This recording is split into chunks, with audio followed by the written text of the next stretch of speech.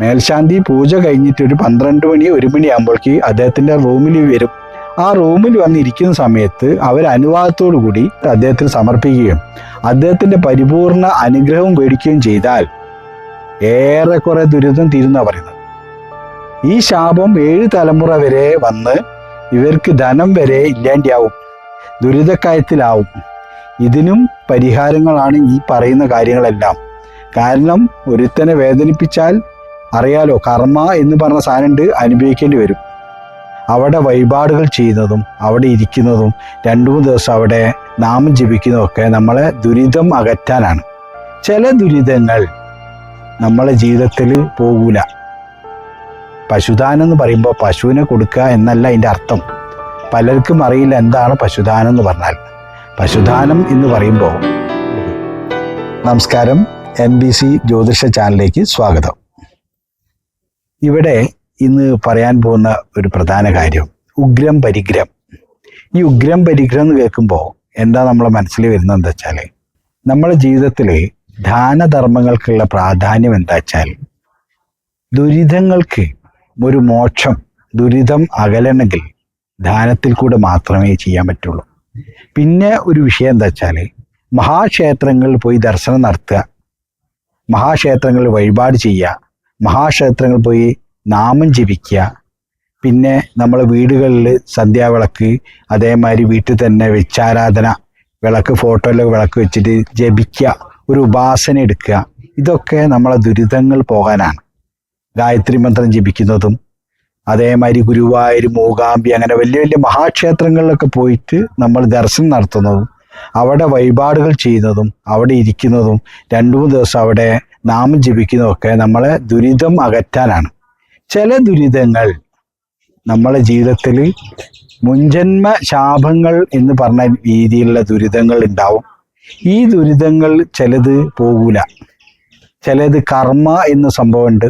കർമ്മസംബന്ധമായി നമ്മൾ ചെയ്ത ദുരിതങ്ങൾ ഉണ്ടാവും, മറ്റുള്ളവരെ ദ്രോഹിച്ച ദുരിതങ്ങൾ ഉണ്ടാവും. ഇതൊന്നും നമ്മൾ ക്ഷേത്രങ്ങളിൽ പോയാൽ പോകൂല. കാരണം അറിഞ്ഞോ അറിയാതെയോ നമ്മളെ പൂർവികരിൽ നിന്നും നമ്മൾ അനുഭവിക്കുന്ന ദുരിതം മാത്രമേ ക്ഷേത്രങ്ങളിൽ വെച്ചിട്ട് നമ്മൾ അതിൻ്റെ തെറ്റിനുള്ള ആ ദുരിതം മാറുകയുള്ളൂ. തെറ്റുകൾക്കുള്ള പരിഹാരം ചെയ്താലേ മാറുകയുള്ളൂ, അല്ലാതെ ഒരിക്കലും മാറുകയില്ല. അപ്പം അതിന് പ്രധാനം വേണ്ടത് എന്താ വെച്ചാൽ, ഉഗ്രം പരിഗ്രഹം എന്ന് പറഞ്ഞത് പ്രധാന വിഷയം എന്താ വെച്ചാൽ ദാനധർമ്മങ്ങളാണ്. ദാനധർമ്മങ്ങൾ പല വിധമുണ്ട്.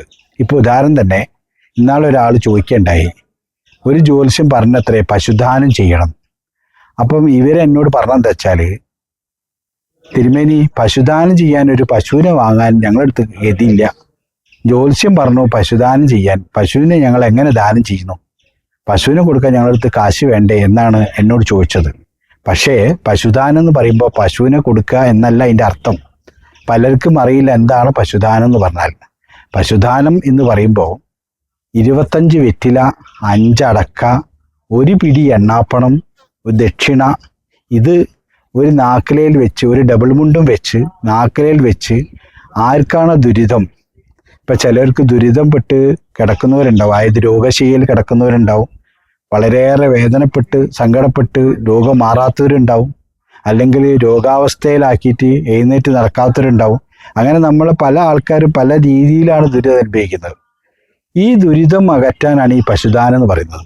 അപ്പം എന്താ വെച്ചാൽ, ഈ പശുദാനം എന്ന് പറഞ്ഞാൽ 25 വെറ്റില, 5 അടക്ക, 1 പിടി എണ്ണാപ്പണം, 1 ഡബിൾ മുണ്ട്, 1 ദക്ഷിണ, ഇത് വെച്ച് ഒരു നാക്കിലയിൽ വെച്ച് ആർക്കാണ് ദുരിതമുള്ളത് അവരെ തൊട്ടുകൊണ്ട് ആ നാട്ടിലെ, ആ ഗ്രാമത്തിലെ ദേശക്ഷേത്രത്തിലെ മേൽശാന്തിക്ക് ദാനം ചെയ്യാം. ഇതാണ് പശുദാനം എന്ന് പറയുന്നത്. ഈ പശുദാന പ്രകാരം ഇത് ചെയ്യുമ്പോൾ അതിൽ നിന്നും ഒരു പോസിറ്റീവ് എനർജി, ഒരു അനുഗ്രഹം ഈ കിടക്കുന്ന രോഗിക്കോ അല്ലെങ്കിൽ ദുരിതം അനുഭവിക്കുന്നവനോ ദുരിതമുള്ളവനോ കിട്ടും. ഇതുകൊണ്ടാണ് പശുദാനത്തിനെ പറ്റി പറയുന്നത്. 2, ദാനം എന്ന് പറയുമ്പോൾ അന്നദാനം വളരെ പ്രധാനമാണ്. ഈ അന്നദാനം ക്ഷേത്രം വഴി അന്നദാനം കൊടുക്കുന്നവരുണ്ട്. അത് വളരെയേറെ മഹിമയാണ്. ഈ ക്ഷേത്രത്തിൽ ഉത്സവങ്ങൾ, അതേമാതിരി പ്രതിഷ്ഠാദിനത്തിനൊക്കെ അന്നദാനം കൊടുക്കുന്നവരുണ്ട്. അപ്പം അന്നത്തിൻ്റെ വിഷയം എന്താ വെച്ചാൽ, മറ്റുള്ള എന്ത് ദാനം ചെയ്താലും അന്നത്തിന് മതി എന്ന് പറയും. സ്വർണം കൊടുത്താൽ മതിയാവില്ല, അല്ലെ കാശ് കൊടുത്താൽ മതിയാവില്ല, ഭൂമി കൊടുത്താൽ മതിയാവില്ല, മറ്റുള്ള എന്ത് കൊടുത്താലും മതിയാവില്ല. പക്ഷേ അന്നം കൊടുത്താൽ അത് വയറ് നിറയെ കഴിച്ചു കഴിഞ്ഞാൽ മതിയെന്ന് പറയും, ഒരു ഏമ്പക്കമിടും. ഇതുകൊണ്ടാണ് അന്നദാനത്തിൻ്റെ മഹിമ വർദ്ധിക്കുന്നത്. ഈ അന്നദാനത്തുകൂടെ നമ്മളെ ദുരിതം ഏറെ കുറയും, അല്ലെങ്കിൽ തീർന്നു പോകും, ദുരിതങ്ങളെല്ലാം തീർന്നു പോകുന്ന പറയുന്നത്. അതാണ് ഈ അന്നദാനത്തിനെ പറ്റി പറയാനുള്ളത്. ദാനധർമ്മങ്ങൾ മറ്റുള്ള തെറ്റിദ്ധരിക്കപ്പെടുന്നു എന്ന് പറഞ്ഞാൽ, സ്വർണ്ണദാനം വേണമെന്ന് ചില ആൾക്കാർ പറയും, ആ സ്വർണ്ണദാനം വാങ്ങുകയും ചെയ്യും, അത് വാങ്ങിക്കുകയും ചെയ്യും. അത് ഈ സ്വർണ്ണദാനത്തിൻ്റെ പ്രത്യേകത എന്ന് വെച്ചാൽ, ഈ സ്വർണ്ണദാനം വാങ്ങിച്ചു കഴിഞ്ഞാൽ എല്ലാം തീരുമെന്ന് വിചാരിക്കരുത്. സ്വർണം കൊടുത്താൽ എല്ലാം തീരുമെന്നും വിചാരിക്കരുത്. കാരണം അത് സ്വർണം കൊടുക്കുന്നതിന് കുഴപ്പമില്ല, ആ സ്വർണത്തിലേക്ക് ആവാഹനം എന്ന് പറഞ്ഞ സംഭവം ചെയ്യാനുണ്ട്. അല്ലാതെ വെറുതെ ഒരാൾക്ക് സ്വർണം, അതായത് ഒരു തിരുമേനിക്കായിക്കോട്ടെ ഒരു സ്വർണം കൊടുത്തുകൊണ്ട് കാര്യമില്ല. ആ സ്വർണത്തിലേക്ക് പൊട്ടായിക്കോട്ടെ, താലി ആയിക്കോട്ടെ, എന്തായിക്കോട്ടെ, ഏത് വിധാനമായിക്കോട്ടെ, ആ വിധാനത്തിലേക്ക് ആവാഹനം ചെയ്യണം, നമ്മളെ ദുരിതം ആവാഹിക്കണം.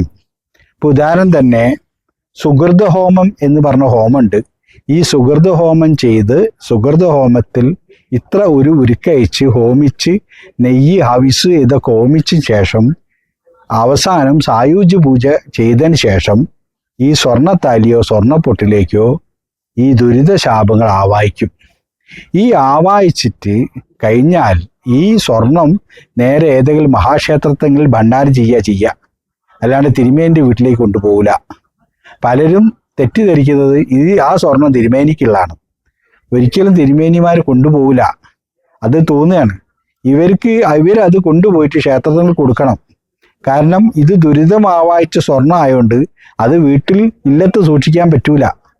അപ്പം നമ്മളെന്താ അറിയോ, ഓരോന്നും ഓരോ കുറ്റങ്ങൾ പറഞ്ഞ് കുറ്റപ്പെടുത്തുന്നത് തന്നെ മഹാഭാവാണ്. അപ്പം ആ ബ്രാഹ്മണനെ നമ്മൾ കുറ്റം പറയുമ്പോൾ നമ്മൾ ചെയ്ത ദോഷങ്ങൾ തിരിച്ചു വരും. അത് ആദ്യം നമ്മൾ മനസ്സിലാക്കണം. നമ്മളെ രക്ഷിക്കാൻ വന്ന ഒരു തിരുമേനിയെ, ഒരു ബ്രാഹ്മണനെ നമ്മൾ കുറ്റപ്പെടുത്താൻ പാടില്ല. കാരണം അദ്ദേഹം സ്വർണത്തിലേക്ക് ആവാഹിക്കുന്നതിൻ്റെ കാരണം അത്രയും ദുരിതം കൂടിയോണ്ടാണ് സ്വർണത്തിലെ ആവാഹിക്കുന്നത്. അപ്പം ആ സ്വർണത്തിലേക്ക് ആവാഹിച്ച സ്വർണം തിരുമേനിക്കുള്ളതാണ്, ആ തിരുമേനി കൊണ്ടുപോകുമെന്ന് പറഞ്ഞിട്ട് കുറ്റപ്പെടുത്തുന്ന എത്രയോ സംഗതികൾ ഞാൻ കേട്ടിട്ടുണ്ട്. അത് 100% തെറ്റാണ്.